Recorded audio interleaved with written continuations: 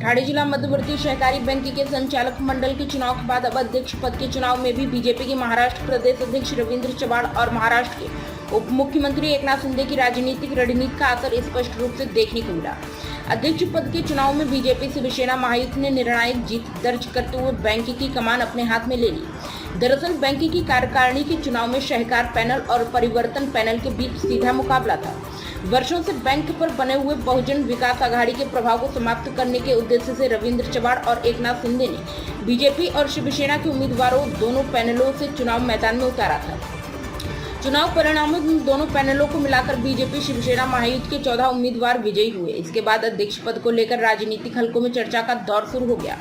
अध्यक्ष पद के चुनाव में बीजेपी शिवसेना महायुति के 14 और बहुजन विकास आघाड़ी के सदस्यों ने मतदान किया।